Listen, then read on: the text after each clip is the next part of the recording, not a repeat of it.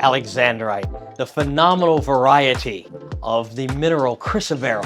It's named after a teenager, Tsarevich Alexander, who would go on to become a Tsar of Russia, Tsar Alexander II. Alexandrite was discovered by a river near mica deposits in the Ural Mountains of Russia in 1833. They found a green crystal that would change its color to somewhat a red color at night under incandescent light. It wasn't actually until the early 1840s that a publication came out identifying alexandrite as a color change variety of the mineral chrysoberyl. How do you judge the quality of an alexandrite? First thing you're looking at is the strength of the color change. In other words, it should change from daylight to incandescent light, from one color to the other. A quick, sharp, distinct change. That's one thing you should notice right away. In top quality alexandrite, you're looking from a change from pure red to pure green, but that's more theoretical. That hardly ever happens. Top quality material, you can often see a bluish green in daylight to a purplish red in incandescent light. If the daylight color starts to become yellowish or the incandescent light color starts to become too purple, then that will also lower the price of value of the alexandrite. The hue changes from one light to the other, but the tone, the lightness to darkness, and the saturation, how strong that color is, usually stays very similar. This is also very rare. In many alexandrites, the green may be kind of grayish and the red color may be brownish. In fact, some alexandrites, they turn from kind of a grayish something to a brownish something. Not very attractive hues, very low in saturation. Now, Russia comes from a variety of sources. From the mid-1800s until about 1917, Russia was really the primary source, one of the only commercial sources. However, the revolution in 1917 really put an end to alexandrite mining in Russia on a commercial level for a considerable amount of time. In 1987, an amazing alexandrite discovery was found in the state of Minas Gerais, Brazil, an area called Hematita.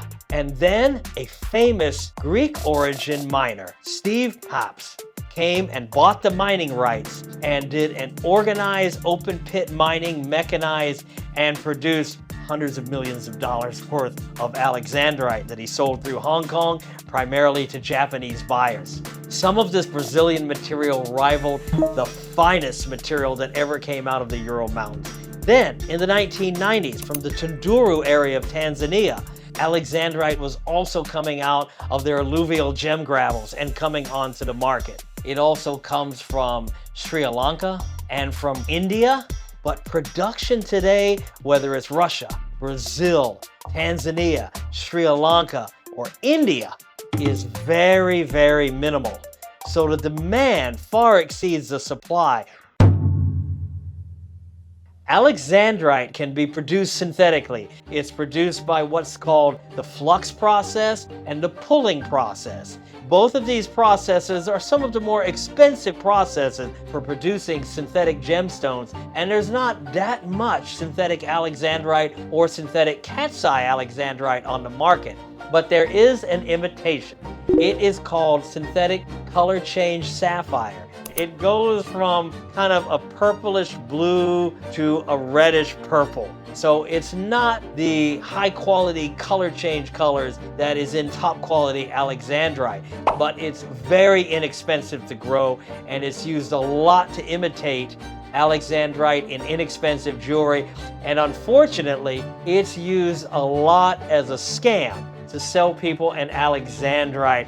I can't tell you how many large 10 to 20 carat synthetic color change sapphires I've seen by someone just coming up to me and saying, "Oh, I heard you're a gemologist. Can you look at this beautiful 15 carat alexandrite in my ring that my grandmother left me?"